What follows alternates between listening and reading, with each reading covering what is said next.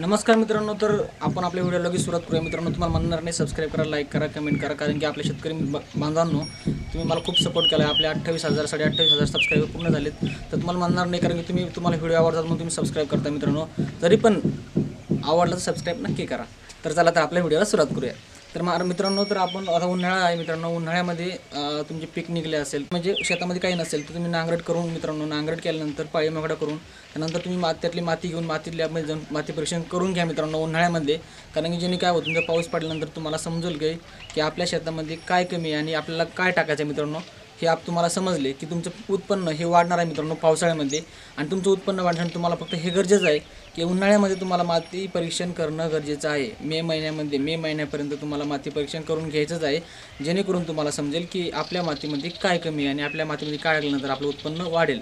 तुम्हाला कपाशी लावायची असेल, ऊस लावायचे असेल, भाजीपाला लावड करायचं असेल, तुम्हाला काही पण असेल, तुम्हाला फळबाग लावायची असेल, तुम्हाला काही पण असेल, तुम्हाला पहिलं माती परीक्षण करणं गरजेचं आहे.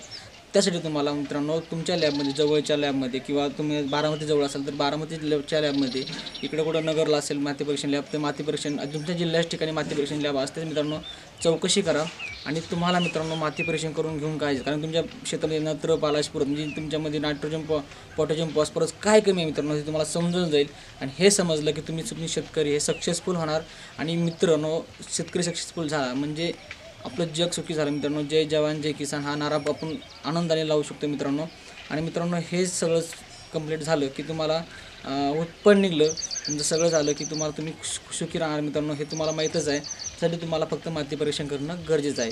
तर माती परीक्षण करण्यासाठी तुम्हाला काय करायचं आहे मित्रांनो, माती परीक्षण करायचं असेल तर तुम्हाला नांगर करून पाळी मोकळा झाला की त्यानंतर तुम्हाला जवळजवळ अर्धा फूट खाली खांदायचं आहे. आणि अर्धा फूट म्हणजे तुम्हाला जवळजवळ 6 इंच खाली खांदायचं आहे. 6 इंच खालची माती म्हणजे 1 एकर असेल तर 3 जागेवरून तुम्हाला माती घ्यायची आहे मित्रांनो. आणि ती माती घेऊन तुम्हाला एकत्र करायची आणि एकत्र करून तुम्हाला त्या लॅबमध्ये पाठवायची. आणि लॅबचा रिपोर्ट आल्यानंतर तुम्हाला जर समजलं नसेल तर मित्रांनो एखाद्या शिक्षित मुलाकडे जा, किंवा जे शेतीचा तज्ज्ञ आहे, शेतीच्या तज्ज्ञाकडे जा आणि त्याला म्हणा की बाबा आमच्या शेतीमध्ये असा रिपोर्ट आला आहे, आमच्या शेतीमध्ये काय कमी आहे हे तू सांग ह्याच्यामध्ये बघून. तर तो तुम्हाला सांगेल.